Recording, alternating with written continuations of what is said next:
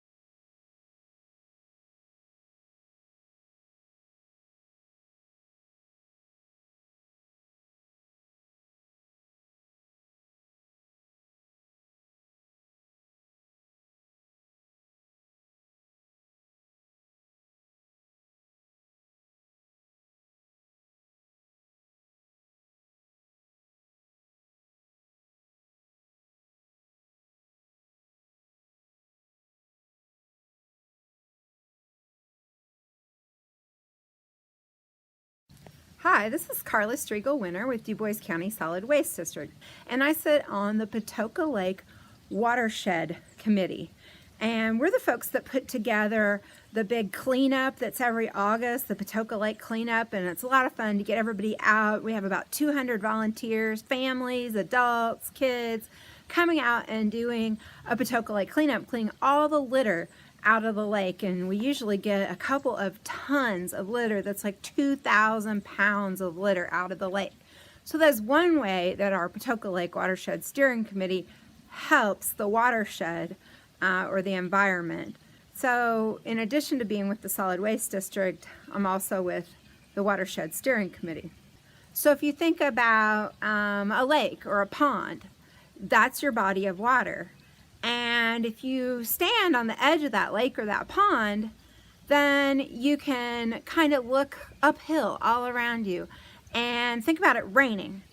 And when it rains, all the water that rains down is going to come down into that body of water. The other way that you can think of it is like a bathtub. So if you took a cup and you poured water down the side of the bathtub, all that water is going to drain down eventually to your drain. So that would be like your body of water. All right, here we go. So here's an overhead view of our watershed. Down here in the corner, we've got our farm field and we've got some cows in the creek. And up here is our factory. There's a forest next to the creek. There's a construction site over here, and all of this area flows down. That's our watershed. It flows down into our body of water, which is kind of down to the bottom part. So let's have a look at our farm. The tractor over here is plowing in the field, and the plow marks are going right down to the water in the lake.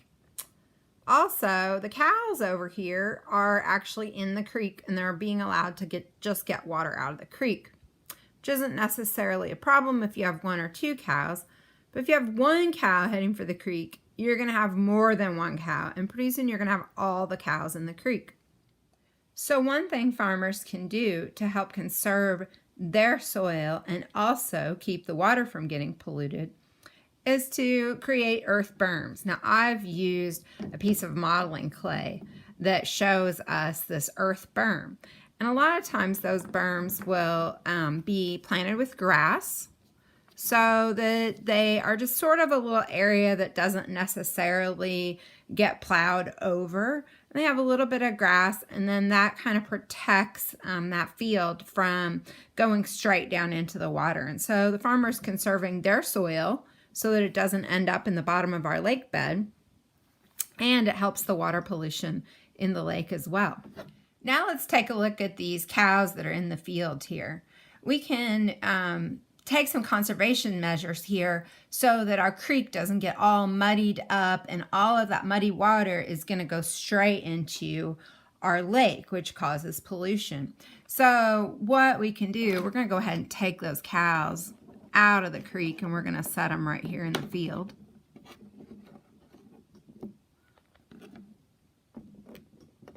All right, so now those cows are back in the field. So one thing we can do is we can actually fence the cattle out of the creek so that they are not able to get to that creek. We've got giant fences here. That just kind of helps with the model. Obviously, those are a little bit big of fences, but so that keeps the cattle from actually getting into the creek. And it helps with our conservation of our land, because that creek isn't going to get all muddied up on the sides and start eroding away. And it also keeps all of that soil disturbance that the cattle are trampling around and muddying up the water from going into our lake down here. There's an awesome activity that's just really fun and really easy to do that you can do at home. Just take a piece of paper and just crumple it up into just one crumply piece. Then you're going to uncrumple that and kind of leave it a little bit crumpled, and then just lay it out on the table or on the ground.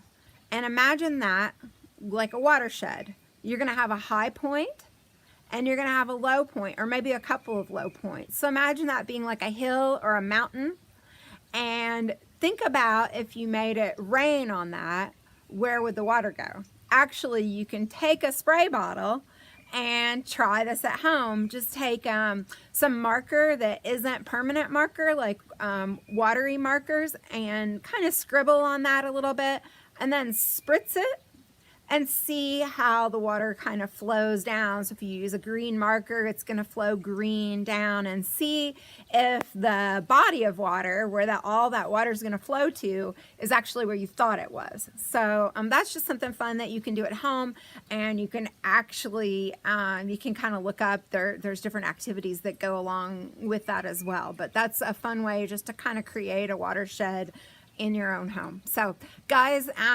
so fun being with you today. Again, this is Carla Striegel Winter with Dubois County Solid Waste District.